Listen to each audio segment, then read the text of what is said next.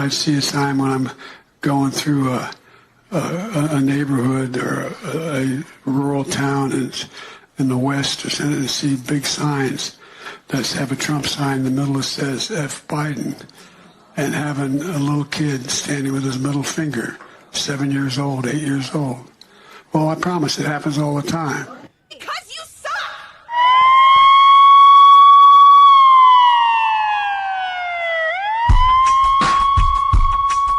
Welcome to Unsanctioned.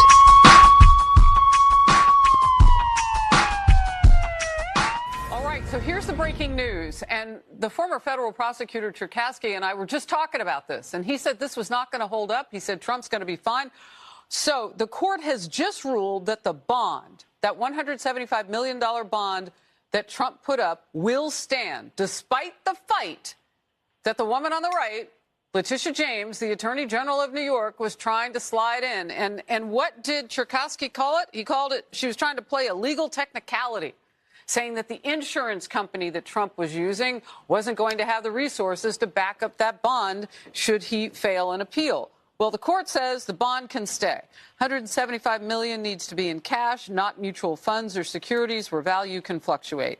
Knight Insurance cannot trade or move the money, but they will have control of the account and will provide a monthly financial statement to the Attorney General showing $175 million in cash. Wow. I mean, imagine having a court system that goes after the people who have helped somebody get their bond. I mean, I've never seen that before. No.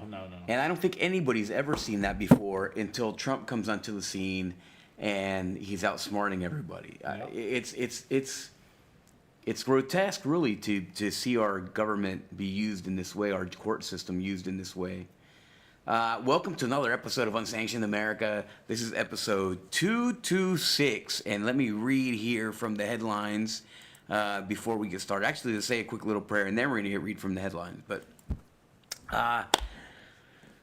wow, Lord, today I was blessed with the opportunity to meet some voters directly at someone's home and have conversations, and everybody wanted to know a lot of the same things. The whole world is watching this election in the United States, and one of the things that came up is that we have been the country that watches other countries and tells other countries when their elections are unfair or fair. And now we have those questions. And how is our government behaving when we have our own questions about our elections? It's truly horrendous, and we're at a time right now where every American needs to speak up, stand up, and take their part, their civic duty, their civic responsibility seriously. So I pray that you inspire all men and women to rise up and take part in these elections and in these times where we need leaders and we need people of faith and we need people who are strong and are people of character to be involved. No more of the bad guys need to be in leadership positions. So inspire people to get involved, Lord. And thank you very much for all the blessings that you bestow upon us, especially the blessing of being able to do this show every week. In your son's name, Jesus Christ. Amen. Amen. All right, so this week, Biden, as you just saw, gets the middle finger from a kid. I wonder why. Even little kids are giving him the middle finger. What do you think that means? Who knows? At this point, everyone knows that he sucks. Yeah, pretty much everybody knows that. Everybody's feeling the pinch. Yeah. Ukraine gets another $60 billion. Is the speaker on the chopping block? The GOP threatens conservatives with a Dem Speaker. Inbreds endorse Biden. Endorsement leads to screaming. Biden says tax hikes are coming. The fraud squad is on high alert. Someone says, die, MAGA, die. Squatter problems. Bush under investigation. California okays a $1 million per unit project for homeless. And Newsom wants to start an abortion tourism project. And more on this episode of Unsanctioned America. So join us for the next hour. We're going to get through this, and I'm sure that no politician will be safe. No, not at all. Let's start with some news. Yeah. All right, so some of this news might seem like old news or rehash news. You know, for a number of different reasons, neither myself nor John could do the show on Wednesday or Thursday or Friday. So we are doing it today on Saturday, but there are a number of things we wanted to talk about, we wanted to discuss, and one of them being this, John, this $60 billion of Ukraine aid that 101 Republicans voted on, and the Senate also approved this money, John. It's just unbelievable. It is unbelievable. There was literally, it tells you how many bad guys we have in the House and the Senate. We cannot depend on any conservatives because there's just not that many. There's a handful of really good ones, and it just gets less and less and less. This is really bad news, and here's why. So number one, the war in Ukraine, right? I know that a lot of people try to glorify war. We watch it in the movies and such, but war is a very ugly thing, and the fact that we are underwriting someone else's war is really detestable, number one, right? Number two, the war in Ukraine, on a strategic level, I'm sure that we can all understand that we have an interest in Putin losing that war or spending their resources on that, where they're not harassing everyone. But the idea that we're buying gas and fuel from Russia and funding their war from both sides says that there's something wrong with our policy, right? Because we could be doing one thing and saying that and supporting that. But the fact that we're supporting the war from multiple angles and we're supporting multiple people and we're still allowing Russian people to make money, and I'm talking about the oligarchs, to make money and so on, it gets very complicated. And the idea that we're actually helping someone, we're not. We're not helping Ukraine be a better country. Ukraine, I think, that has been exposed as being a terrible, terrible country. It has a terrible, terrible government. There's no good guy in this war. No. So that's something that we need to accept. Yeah, and no one knows where this money is going. We've sent so much money over there already, and you can't justify sending them any more unless we know exactly what's happening with this money, where it's going, and what it's being used for. And no one has any answers for that. No, there's no transparency at all. There's no transparency. We have no idea. But that happens in every war.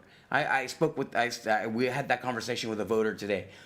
Every single war that the United States gets involved in, people get rich on it, but we'd have no transparency, right? Like even in the war on terror, trillions have disappeared, have evaporated. We have no idea where it went, who it went to, so on. So you don't think that's happening in a country as corrupt as the Ukraine? We already know they're taking, when they can take, didn't the wife like go on she took like $1 billion in cash on a shopping spree? Yeah. I mean, this is crazy town. They said that they were we were paying for their pensions over there. Yeah, we're paying for government pensions for their employees. I mean, these are the things that help you avoid war when you have to suffer the consequences of them, right?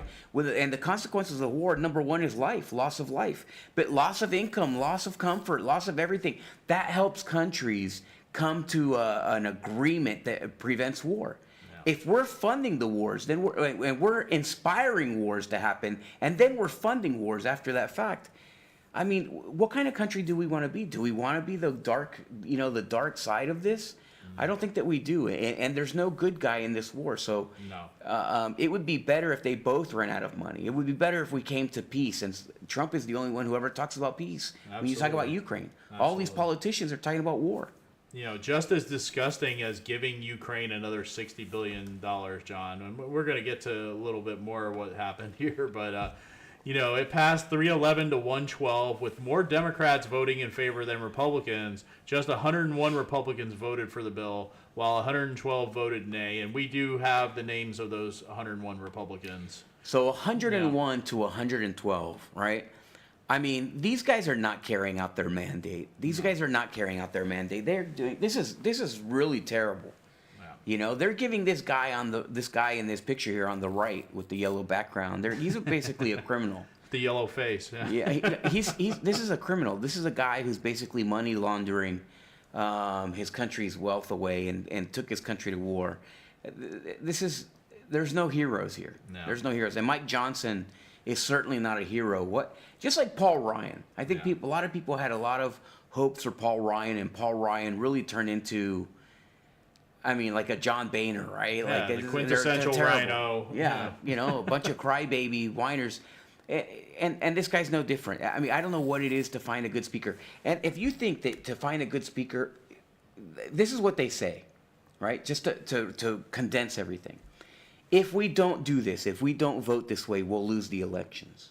Yeah. That's okay. Lose some elections. It's okay. It's not supposed to be a career job. No. Lose some elections. Let some people lose their elections. But eventually what's going to happen is Americans are going to get people that they like and they'll keep them in. No. Right? So what the problem is the lobbying groups don't want that. They don't want a lot of people coming in, and then a lot of people know what's going on, and they want the confusion and so on. And that's why this guy won't. That's why Mike Johnson won't speak about what's really happening. So he may be a good guy, or he was a good guy at some point, and then he just abandoned the American people and kept on to politics. Yeah, I mean, who knows what his real reasoning is? You know, at the end of the vote, though, John, the Democrats began passing around Ukrainian flags in violation of House protocol, and the left side of the aisle exploded in cheers when the timer on the vote reached 0, earning admonishment from Representative Mark Molinaro, who told them the flag waving was in violation of the rules and called it inappropriate, to which the Democrats jeered. And, you know, we do have a video of this, John, of them parading around with these flags. Just unbelievable. And there they are, passing them out. This is horrendous. Yeah. This is horrendous. So this is in the United States of America, in our House of Government, and they're passing out Ukraine flags. I mean, this is horrendous. There they are waving. It's terrible. Yeah. It's terrible. It just shows. That's who they're serving. And why? Because they get their money from the Ukraine. I am absolutely convinced that this money is being funneled back to the United States, and it's basically helping their campaign. I mean, I don't know which. I'm not going to say which companies, but certainly this is coming back to them. Well, you know, Mike Johnson has been under threat the entire time, and he had this to say about this vote. Around this building being worried about a motion to vacate. I have to do my job. We did. I've done here what I believe to be the right thing, and that is to allow the House to work its will. And as I've said, you do the right thing and you let the chips fall where they may. So I will continue to do that. The world that you made a brave step, but at the same time, why it took too long for aid to Ukraine, and maybe too long. Why you decided to do it right now? Listen, the House had a lot of important work to do here. We had to get the government funded in our appropriations process. We had to reauthorize the Foreign Intelligence Surveillance Act. We had a lot of important measures that had to be done, and we got another bad thing as we could. Yeah. This is an important matter. I think it's timely. I think you've heard from leaders around the world, including in Ukraine, that this is being done on a timely basis, and the House had to have the time to deliberate and do this in the right manner. I think we did our work here, and I think history will judge it well. Mr. Speaker. Time will tell, won't it, John? Time will tell. No history is going to look at this in a positive light. No. These are some shady things going on. Yeah, absolutely. So we did say we had those names, John, and here they are. These are the 101 House Republicans who voted yes on $60 billion to Ukraine. If you see your representative on there, remember that on Election Day, please. You know. I do see quite a few names from Florida on here. Yeah, I mean, this is literally we're fighting for our country, and these people they're trying to preserve the status quo is what the bottom line is. It would have been better for the government. I mean, I would love, and we're going to talk about it, but I would love to see. It would have been great if we had not picked the chair and not picked the House Speaker prior, to Mike Johnson. If they had shut the government down, it would have been better if it was still going on. Yeah, absolutely. Right? And let the government shut down. That would have been better. Let it shut down. Yeah, let it shut down. Let it shut down. Shut it down. All right. So a third name has come forward calling for a motion to vacate Speaker Johnson over this foreign aid bill, and that's Representative Paul Gosar. He said last Friday that he would co-sponsor this motion, which was started by Marjorie Taylor Greene. There he is. He released a statement shortly after Johnson's bill, these four bills that amounted to $95 billion in spending. Part of that statement goes... he bashed House GOP leaders for not linking his foreign aid proposal, particularly a bill sending money to Ukraine, to U.S. border security measures frustration shared by other conservative foreign aid skeptics who voted to block the plan from getting a vote on final passage. I have added my name in support of the motion to vacate the Speaker. Our border cannot be an afterthought. We need a Speaker who puts America first rather than bending to the reckless demands of the warmongers, neocons, and the military-industrial complex, making billions from a costly and endless war half a world away. He signed on to a resolution filed by Marjorie Taylor Greene last month in protest of Johnson's handling of foreign aid and government spending, known as a motion to vacate. Under current House rules, just one lawmaker is needed to file it to trigger a House-wide vote on booting the Speaker. So, Yeah, and there's danger in that, right? There's risk, and if you motion to vacate because of the shave, it's like literally a shaved majority here. This is what they wanted. The Republicans wanted this. They got rid of that guy George Santos, right? They got rid of George Santos, which reduced the size of their elite of their majority, but they keep other people like they have that guy Mendez still in the Senate. that's unbelievable. It's unbelievable that Mendez, they got bars of gold, hoarding bars of gold, but this guy George, they kick out, right? But they're not the moral high ground either. No. So it's just like, come on, what are you doing? They don't want the majority. I think that the Republicans don't want the majority. They want to turn it back over so that they don't get the blame, so that they can say, oh, no, we're Republicans. It's the Democrats who control everything. Yeah.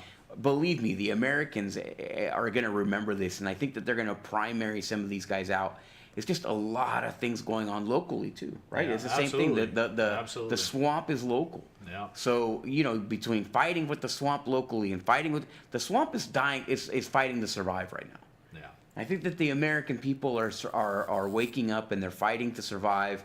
The swamp is fighting to survive. Everybody's trying to basically either help our country get back to normal or to destroy our country. And you know who these 101 congressmen are. Yeah, absolutely. And, I think a lot of Republicans are waking up, conservatives are waking up, and people that didn't even know whether they were Republican or conservative or not, but just see the direction the country is going, see the way things are going, and saying this isn't right, looking at their elected leaders and saying, wow, why are you making this decision? Yeah. And, it's time to replace a lot of these swamp people, like you said, John. There's too many of them. They know that their time is up, and hopefully it is real soon. I mean, I wish that Trump would go and get involved in all these races. You know that he can't, right? Because there's too much going on, and he's got all these court battles, and he will get involved, I think, in state races at some point. But he's got to vet all these people, and you have to remember, we're talking about 60 in Florida. We have 67 counties. Imagine all the races throughout the entire country. There's a lot. Yeah. There's a lot going on, and he's the right guy to say this guy, or some of his, the closer you are to Trump, the better that endorsement is, obviously. But man, you need to get out there and vote in these primaries. Get out in these primaries and make sure that you vote for the guy who's not an establishment person. Yeah, and do your homework. Oh yeah, I'll talk about that at the next meeting. Oh my God. Okay, never mind. Because there's a lot of people pretending to be conservative. There's a lot of people pretending to be Republicans and real Republicans, and they're not. They're not. And we have that locally. We have that nationally. Watch out for them. But one Republican is revealing a possible GOP plan to allow Democratic House Speaker, and this is what you're talking about, John, right here. Yeah. I mean, this is exactly it. The swamp Republicans, the ones that are career politicians that have been up there forever, they have a plan. And it's one of our local, well, she's not local, but she's Florida. Anna Paulina Luna had this to say on Matt Gaetz' show. I'm just going to tell him. Yeah. So I heard that if and when the motion to vacate is introduced, that there will be immediate resignations of a couple of more moderate members of Congress. And in the event that happens, that ultimately means it does go to a Democrat speaker. And so we're in a predicament. Yeah, I mean, and you see the groundwork being laid for that with what's going on with Lauren Boebert's seat, and I believe it 100%. Yeah, the Republicans, they want to hand it over. They want to hand over power because they don't want to be held responsible. and they don't want to be held responsible because they know it's going to cost them their races and faces. Yep. So we need to primary these people. We need to put these people in. Put the people who, even if you don't think they're qualified, and there's a lot of people who are not qualified. If you go into the House right now, there's a lot of people there who are not qualified. You know, but at least put somebody just with a little bit of honor and integrity, and people are trying to do the right thing. That will be better. Yeah. That will be better than the people who are there. I mean, I'm not a big fan of incumbents right now. It's just like they're almost all bad. Yeah. With few exceptions. Absolutely. And that's the thing, John. You know, the party right now, the majority of conservatives and Republicans are all about making America great again. And these people, these swamp Republicans, these swamp conservatives, they are not about making America great again. They're about making themselves great all the time, every day. Their whole career is about making themselves great. They don't care about the American people. They don't care about what you want or what you deserve. And they show it all the time. That's why they want to get rid of the power. They want to give it to the Democrats, so you can't blame me, you know. It's just sad. Yeah, it really is. I mean, and we see that throughout the state. It's you know, I mean, it's tough. You see people being fooled, and they got like all these different type of, you know, I just kind of want to talk about this on the Florida show, but you have people fooled. They're fooling people. They're mixing with the, you know, they're mixing with your and messing with your procedures, right? It's the RACs are mixed up, and then, you know, people will come in and then they drop in fake candidates, and they're throwing in candidates to confuse people, and all of these things are happening, and people are falling for it, and it's, but when you have to do that, you know that they're wrong. The people who are doing that are wrong. So go with the people that you think that you can depend on to do the right thing. That's really the bottom line. Yeah, absolutely. And if they have any kind of swamp on them, then don't trust them. Yeah, don't do it. They smell like a swamp. Don't do it. Don't do it. Our country can't afford it. All right. So anyway, John, the Kennedy family, they've decided. We're about to show you a horror film. That's what this is. This is a horror film. Forget RFK. They are endorsing Joe Biden, and watch this video. These people are just weird. My name is Joe Kennedy. I'm Carrie Kennedy. Rory Kennedy. Kathleen Kennedy Townsend. Chris Kennedy. And I'm here to proudly endorse Joe Biden. Joe Biden. Joe Biden. Our future is on the ballot in a way in which we haven't seen in generations. The only way to win this election is for everybody to go out and vote for Joe Biden and Kamala Harris. When I think of modern politicians in our country in this century, I think Joe Biden is the RFK of his generation. Believes in democracy, believes in human rights, believes in the freedoms. This is a president who embodies the Kennedy legacy. Yeah, okay. Why do they all look like that? They all look...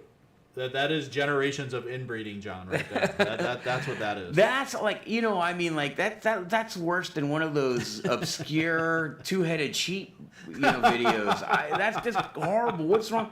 And why do they all talk? Kennedy, RFK Jr. was saying that his issue was vaccine, right? Right. But then why does everybody in his family talk like that? They've all been shot up with that vaccine, I guess. Yeah, apparently they've been overdosed with it. I don't know what that is, but it just goes to show that the Kennedys, I mean, look, on RFK of his generation, first of all, he's the same generation as RFK that was assassinated from like 50,000 years ago. Joe Biden is 114.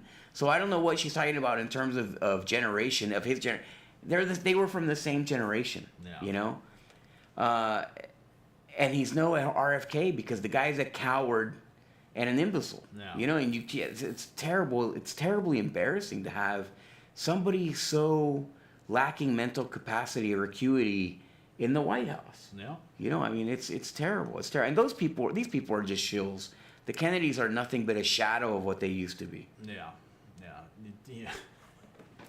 I was just thinking, we've seen thousands and thousands and thousands of examples of Biden and what's going on with him over the past 4 years. I mean, I don't see how anybody could get out there and really say he's been a fraud his entire career. Yeah, he's been what a great president he is. He's been a fraud his entire career, right? He lied about where he graduated in high school. He lied about the type of student he was. He lied about his grandfather. He lied about his grandfather. He lied about driving a tractor trailer. I mean, is there anything that Joe Biden won't lie about? The only thing he's not lying about is some kid giving him the middle finger and saying F Joe Biden signs. Yeah, I absolutely believe that. Yeah, somebody gave me a free... Look at this. I'm going to pull it off the air here.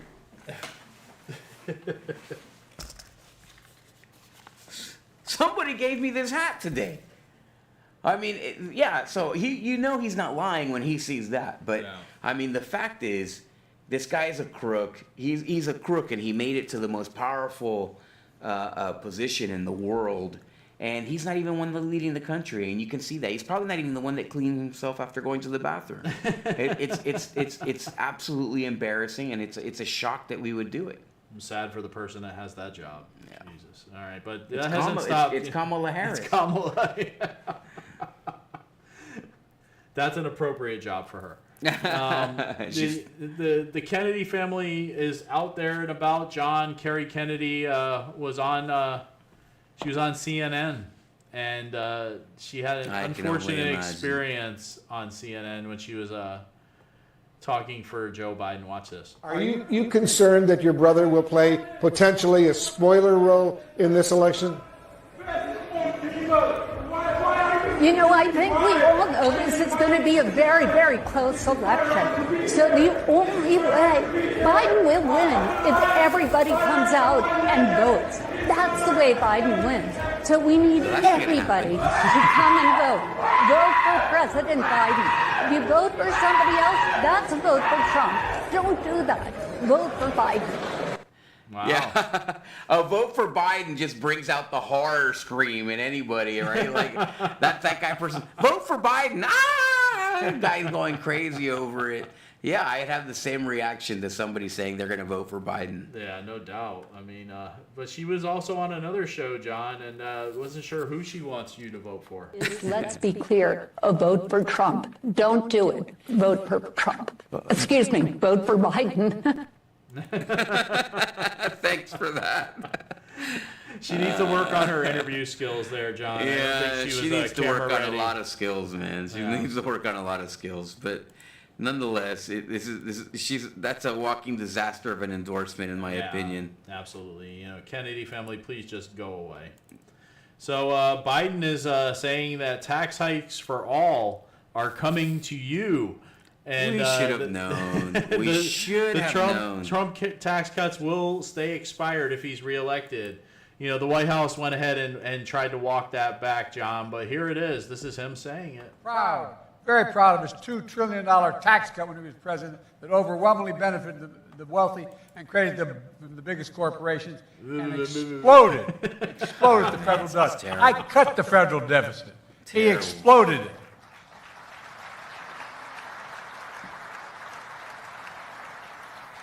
By the way, there's no exaggeration here. It's going to expire. And if I'm reelected, it's going to stay expired. Yeah, that's what he had to say. Man, he looks crazy. Yeah. But he looks crazy. You know, he's all excited about raising everyone's taxes, but this is the reality of what's going to happen if that happens. The Trump campaign, they are blasting President Biden's recent budget proposal. Like you said, they're claiming it's going to result in the largest tax hike ever. And they said this, it would, quote, take nearly $40,000 away from the average American family who is already losing thousands every year due to Biden's record high inflation crisis. Now, for context, Biden's proposal takes aim at the wealthy and corporations. It calls for a minimum 25% tax hike for households making over $100 million. It raises the corporate tax rate from 21% to 28%. But if you think about it, that could have a trickle-down effect. So there was a recent study by the Tax Foundation. It predicts this could result in a 2.2% drop in economic output. Wages could be slashed by 1.6%, and close to 800,000 full-time jobs would go away. Yep, and that's exactly what will happen, John. You know, she said it might have a trickle-down effect. It absolutely will have a trickle-down effect. Whenever you tax the job creators, the job makers, the businesses, the people that produce products, that tax rolls down to us, the consumers. Absolutely. It always does. So, yeah, they're not going to work for free. A business owner is not going to work for free so that you can get a cheaper price, right? Yeah. They're going to make their income, and that means that you, while inflation is going up, you're going to be paying more. And now he's talking about tax cuts during inflation. I don't understand. This guy, I don't know. Well, it's not even him. He's not making these decisions. I mean, forget it. It's not even worth commenting on until we can find out who's actually pulling the strings. No. Do you have a picture of Obama or they can pull up? Yeah, I think everybody knows that Joe is Obama's mask. I was about to say Biden's mask. Like what? Well, you're like Kennedy now. If you are worried about the election and the integrity of this election, the Trump voter fraud squad is beginning to gear up and fight for election integrity. This is a good sign, John, to hear that this is happening. Donald Trump's campaign and the Republican National Committee say they'll field a massive team of 100,000 lawyers and volunteers in the key battleground states to monitor and possibly challenge the counting of votes in November's election.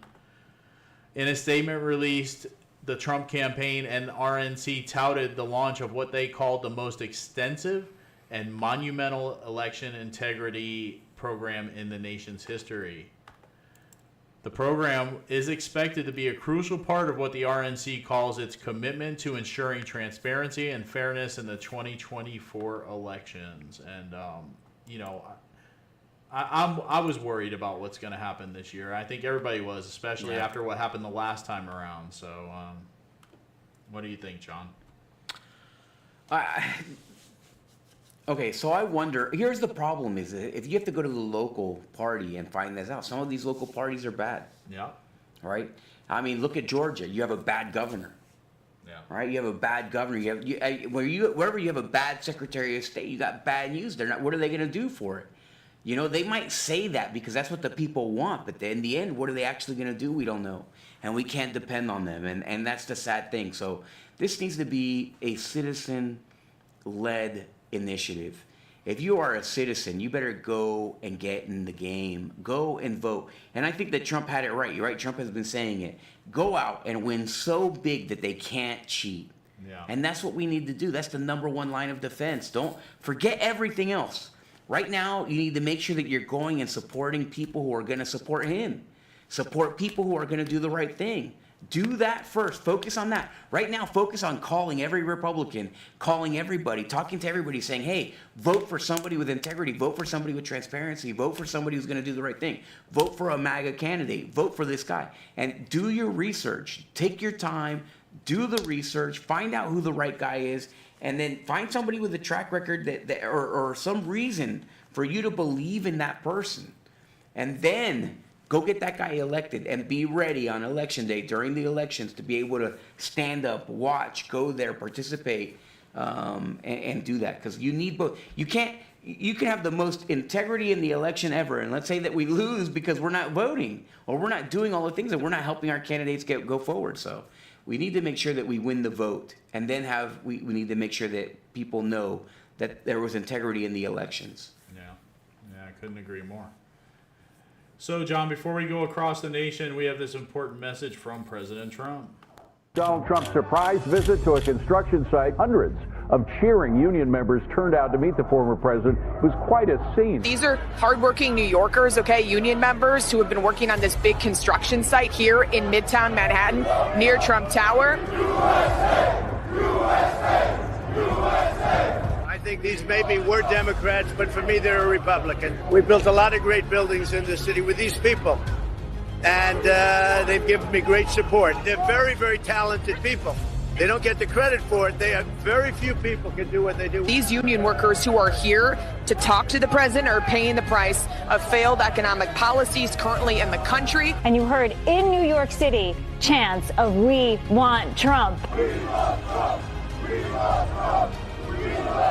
A lot of people are talking about how unusual it is to see so many Trump supporters in Manhattan at 4, 5, 6 in the morning. Does that surprise you? No, absolutely not. President Trump is leading Joe Biden 3-1 on my presidential poll out of my 9,000 members.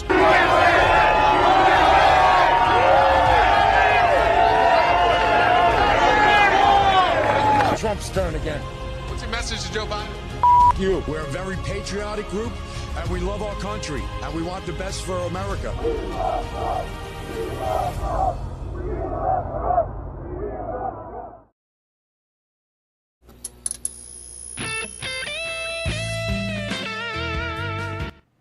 All right, John. So We're going to start off in New York City, John, and this guy, Die MAGA Die, this Democrat congressional candidate, he posted this on X after the Ukraine vote.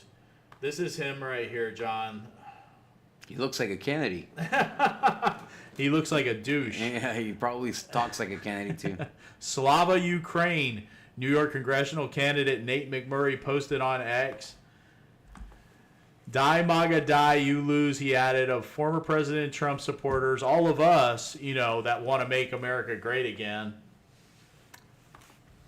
McMurray is running to represent New York's 26th congressional district, which includes parts of Erie and Niagara counties in the western area of the state, after previously serving as the town supervisor of the town of Grand Island and as an attorney. McMurray posted a follow-up message directed at us Trump supporters saying the MAGA movement should expire, fade, or disintegrate. Great choice we have there, New York. Yeah. What a terrible, terrible candidate this is. This is a guy who he really just has disdain for the American people, obviously. And that's what we have in office right now is people who don't care about the American people. They don't care about the communities. They only care about their ideology. And that's the worst kind of politician. It's the worst kind of leader. A leader's supposed to care, that right? Leaders eat last. That's like what a leader does. They make sure everybody else eats before they feed themselves. And this guy is obviously, he only cares about his own ambition, not really the American people. Yeah, absolutely. Otherwise, you would never post something like that. Yeah, look, I'm a hardcore right guy, big Trump supporter. Never would I put die Dems die. Yeah. Right? Like I wouldn't do that. I wouldn't do that to my community. The whole point is that you got to lead everybody, whether you like them or not. No. And this guy's not ready for that job. It's clear. No, absolutely not. All right, John, we'll stay in New York with this story. Squatter charged after allegedly taking over a $1 million property and getting the homeowner arrested for changing the locks. Wow. I mean, that sounds like New York. Sounds like New York. Not only in New York. I think that would happen in California and the state of Washington, too. But, yeah, this is the home right here, John. That's a $1 million home in New York. I guess this is in Queens. This squatter who commandeered and rented out rooms in a woman's $1 million house in Queens, New York, pleaded not guilty to a slew of charges about a month after the homeowner was arrested for trying to change the locks to oust the intruders. Man, that's nuts. On February 29th, Brian Rodriguez forced his way back into Adele Andaloro's home after she had changed the locks, pushing his way into the house as she tried to hold the door closed, according to the Queens District Attorney. When he claimed that he was a legal tenant and Andaloro was trying to legally evict him, police had no choice but to remove Andaloro from the property. In New York, it's against the law to turn off the utilities, change the locks, and remove the belongings of someone who claims to be a tenant. So, yeah. Man, this is just crazy. I mean, what is this country coming to? And I wonder if they're an illegal alien. That was the only thing that would make it worse. It's just, man, New York. They didn't say in the story, but New York. New who York knows? is just It's more than likely. Yeah, I mean, New York, this is what it is. New York has really turned into something that's just an unrecognizable part of our country, right? It's no longer like the empire state. Now it's like the decrepit state. and it's the decrepit state because of things like this. They allow their citizens to be victimized by criminals and gangs. No. I mean, it came back to life under Rudy Giuliani, and since he's left, it's just has gone to hell. Yeah, and they keep voting for these people that have destroyed your community, destroyed your city, destroyed the state itself. It's just terrible. Yeah, it really is. Terrible is the only way to put it. Yeah. So, a squad member is under DOJ investigation, and she is still paying her husband with campaign funds, John. It's Representative Cori Bush. She claims her campaign payments to her husband for security services were legal and follow the House rules, but we're not too sure about that, John. She paid her husband another $15,000 from her candidate committee this year, even as she faces Justice Department probe into her campaign spending. $15,000? I mean, to provide security for her? Well, that's what she's saying, $15,000 for security. The members' campaign made two $2,500 wage payments to her spouse, Courtney Merritt, each month between January 1st and March 29th, according to documents submitted to the Federal Elections Commission and released. In total, the Bush campaign has now paid Merritt $135,000 for security services since January of 2022, which have been listed as wage expenses since April 2023. The Bush campaign did not immediately respond to a request for comment. Politicians can pay family members from their committees as long as they provide a bona fide services at fair market value. However, Merritt pocketed the money as Bush's campaign simultaneously spent significantly more on St. Louis-based companies such as Peace Security for private detail. She has spent over $770,000 on such services. Man, so this is the person who led the movement against cops, right? Like defund cops. Yeah. And so she pays almost $1 million in security services, and she wants to defund the cops. So this is all a scheme.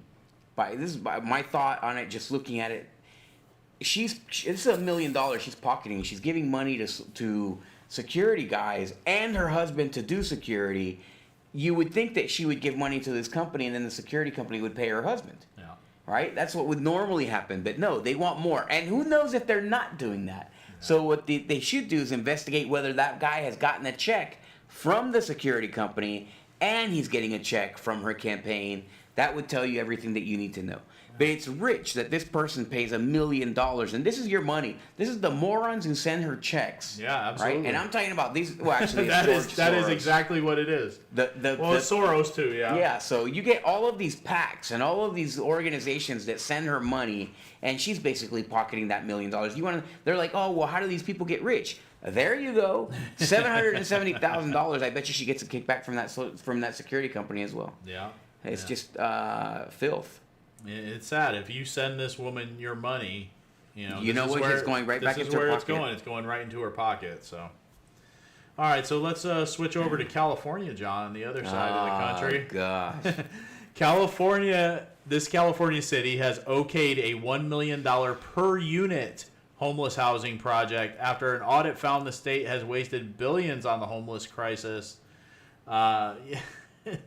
Only in California, I guess. Well, no. So they wasted $1 billion on the homeless crisis. Now they're going to spend $1 million per unit. How many of you who watch the show live in a $1 million house? I don't live in a $1 million house. Do you live in a $1 million house? No. But in California, they're going to make $1 million per unit. Now, here's the thing. In California, land's expensive. Don't get me wrong, right? It's really expensive. A $1 million house might be a shack the size of this studio right here. Yeah. But we're talking about per unit $1 million. Are you telling me you can't spend less on an apartment building or something like that? No, they're going to spend $1 million per unit on this homeless project. Not surprised. Newsom has to pay $1 million for each vote because he's such an idiot. Well, as you can see, this aerial shot of Santa Monica, California, it looks really pretty from up here, right? Yeah, but not if you walk the sidewalks. No, if you go on the sidewalks, you get down in the streets. Yeah. Yeah, and probably tons of homeless people. But yeah, John, this Santa Monica city officials last week approved a multi-million-dollar apartment unit for the homeless just days after the release of an audit which found California could not account for the $24 billion it spent on the state's burgeoning homeless crisis. The 122-unit building for the homeless will include a mix of studio, 1, 2, and 3-bedroom apartments, along with ground floor retail and residential and commercial parking spaces. A design concept available on the city's website shows the multi-apartment unit will cost more than $123 million, for a cost of just over $1 million each for the 122 apartments. A second design concept would have cost even more, north of $200 million for the 196 units. Man, that's expensive. Yeah. That is so expensive. So there's never going to be a return on investment on that. So you have $1 million per unit. How do you ever make the money back for the people? Because I know it's not a business, right? This is essentially a government charity, which is not the government's job. But it's going to do it anyways. No. You would expect that it's going to get some kind of return on investment. There's never going to. This is going to turn into a shanty town in like 3 years. This is going to be like a run-down, disgusting, decrepit place owned by California. Remember when they spent $1 million on a toilet in somewhere on a toilet? That was on the show, right? We broke that. Yeah, we talked about that. So I mean, this is exactly what this is going to be. This is going to be basically a $100 million toilet. Yeah. Because that's what it's going to turn into in this city. Because it's not like they're ever going to spend the time and the money to care for this and the resources and the plan. And all of those homeless people, are they going to live there forever? No. You know, what is the plan? So as more people come in, it's just. This is a waste of $100 million. Not because it's a waste to help these people, but the way everything happens in California is a big waste. Yeah. They have far more issues that are preventing them from achieving something good for the homeless community in California than a lack of living spaces. Yeah, and what kind of homeless people are we talking about? Are we talking about those drugged out zombies? Are we talking about people with mental issues? Do you expect them to really take care of this $1 million property that you're about to give them? I don't think so. And you look at what their living conditions on the streets. If they're going to truly vet these people and help out some people that are down on their luck for a short period of time, but no. If this is a $1 million apartment, why would they ever want to give that up? It's just craziness, man. Yeah. You don't help people by handouts. You just don't. You don't save the homeless by handouts. You teach them to be productive, to get a job. And what is the long-term plan, right? They lost $23 billion already trying to address the homeless problem. Another $100 million is going to resolve it. It's not. You have other issues, and really their issues are governmental issues. You can't, when you put a whole bunch of clowns, then you have a circus, right? So they've put a whole bunch of clowns into the process, and they're just increasing. They're just bringing more circus animals. Yeah, these people that are living on the streets, you can't save them. You can't save them. Some of them, yes, if you give them a little hand up, you give them a little something to help them stabilize, yes. But the majority, no. Well, there's issues, right? There's deep-rooted issues that cause homelessness. It's not just homelessness. They don't appear homeless, right? Like, they don't just, like, poof, homeless. It's always these long tracks of issues that lead to homelessness, and they're not addressing any of those issues. But California is the genesis of a lot of those issues, right? The society that they're building in California is the genesis for homelessness and for drug use and drug addiction and all that stuff. It's a great example of what socialism would be, right there. Yeah, pretty much, yeah, that's a great point. All right, so continuing on that, talking about their great leader, their great governor there, Newsom. He's set to propose this legislation that'll help Arizonans get abortions in California.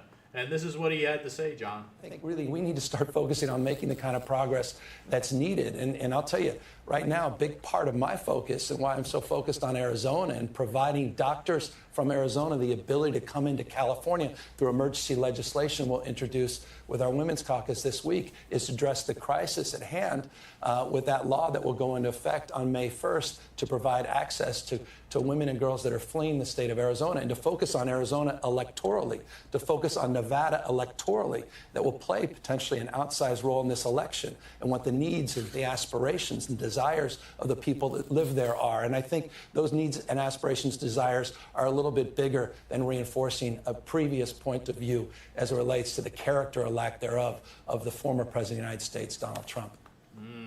Wait a second. Did we just hear Newsom say that they were going to, as a state, interfere with the elections in 2 other states? That's exactly what he said. That's exactly what he said, John. Nevada and Arizona.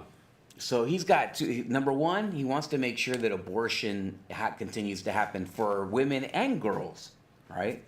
And there's probably nothing that he's more proud of than a girl needing an abortion. However, he's going to use the abortion issue to, number one, create some kind of abortion tourism, I guess. Like some places have ecotourism. He's got abortion tourism in California. I wonder if it's going to be kind of like what we have here with DeSantis Airlines, where we fly the immigrants out. And they're going to be, I mean, that's exactly what California would spend money on. Yeah. Go and pick up all the illegal immigrants who are pregnant, because you got them all pregnant and raped in their illegal migration to the United States. Take them to California to have abortions. Sell the babies who have been aborted, right? Their dead bodies and parts. Send them back, and that's a great use of taxpayer money, right? That's a California formula right there. Yeah. But this guy's also talking about interfering in the elections of other states. Yeah. And I mean, God, how bad can it be? Yeah. How bad can it get? They illustrate their plans. They put them out there. You see that this guy, this Newsom, thinks that he's some kind of important figure, that he's going to go into Nevada, he's going to go into Arizona, he's going to help these people get abortions and try and interfere in their elections. I don't know, John. I don't know. It's terrible. I mean, I don't understand how tired the of people... seeing people like this Yeah. guy, you know? How do people allow that to happen in California and they keep voting for these imbeciles? I mean, you look at the streets in California, you look at the conditions of California, the taxes, the prices of things, everything. and you look at this guy with the hair gel, and just get rid of him. Just, I don't know why he's still there. Yeah, it's pretty terrible. Yeah. And that's it. That's it. Man, it for the so show. What are we at? Oh, look at that. We're right 53, on time. yeah, so 53.